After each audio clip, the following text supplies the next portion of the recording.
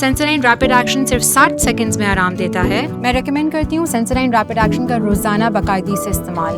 Patients واپس آ کے بتاتے ہیں اٹ ورکس. السلام علیکم، میرا نام ڈاکٹر احمد معراج ہے اور میرا تعلق سول مائنڈ ہاسپٹل کراچی سے ہے. پاکستان کی آبادی کا بیشتر حصہ جو ہے وہ نوجوانوں پہ مشتمل ہے. جو ہمارے نوجوان نسل ہیں ان کی جو پرابلمٹک بات ہے وہ یہ ہے کہ ان کو ایک ڈائریکشن کی کمی جو ہے وہ محسوس ہوتی ہے. اس کی وجہ سے کیا چیزیں ڈسٹرب ہو سکتی ہیں کہ وہ اسٹریس کا شکار ہو سکتے ہیں.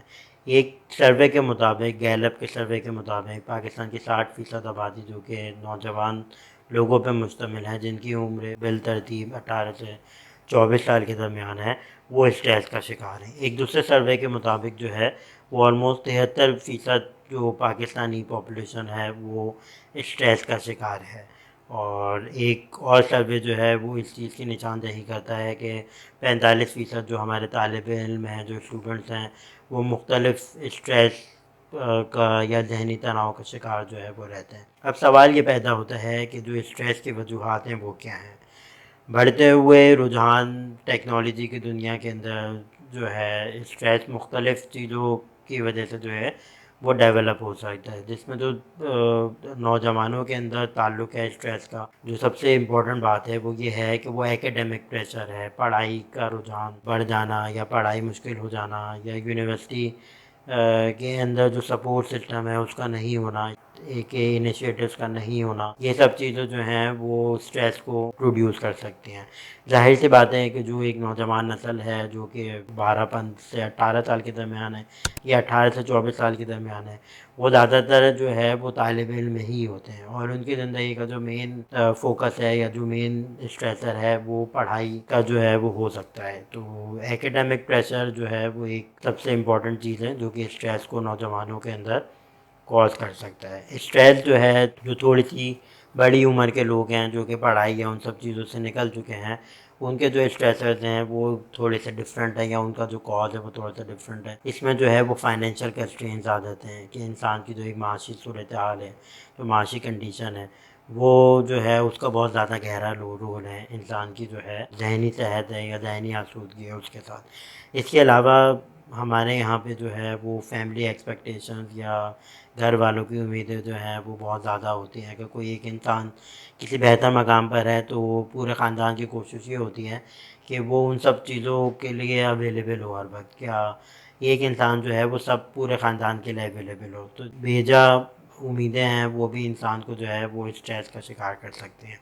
اس کے علاوہ جو ہے کیونکہ ڈیجیٹل دنیا میں ہم رہتے ہیں، سوشل میڈیا کا انفلوئنس، ڈیجیٹلائزیشن، مختلف سوشل میڈیا ایپس پہ مختلف چیزیں جو ہیں وہ دیکھنا، اس کے بعد جو ہے وہ لوگ کمپیریزن کی طرف جو ہے وہ بہت زیادہ جاتے ہیں، ان سے ان کو کمپلیکس ہوتا ہے اور وہ پھر اسٹریس آؤٹ ہوتے ہیں. پولیٹیکل انسٹیبلٹی جو ہمارے ملک کی ایک سچویشن ہے، اس میں اس کا بہت زیادہ گہرا رول ہے. ایک بے یقینی کی کیفیت جو ہے وہ انسان کی جو سوچنے سمجھنے کی صلاحیت ہے اس کو سلب کر سکتی ہے.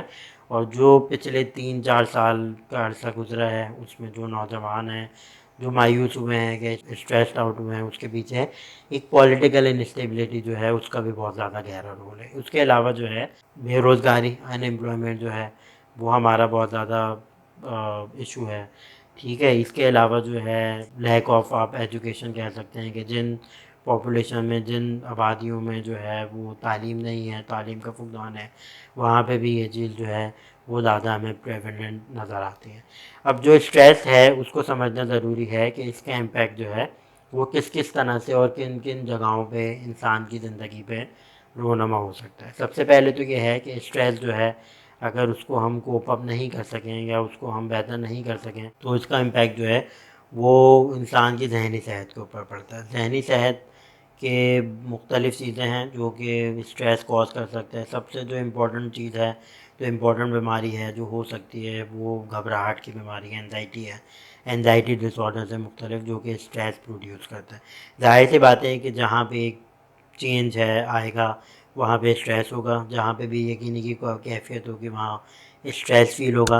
اور جو انزائٹی کی کیفیت ہے، جو ایک فیئرفل سچویشن ہے، وہاں پہ بھی جو ہے وہ بیسیکلی انسان جو ہے وہ اسٹریس آؤٹ ہی ہوتا ہے. اس کے علاوہ ڈپریشن ہو سکتا ہے.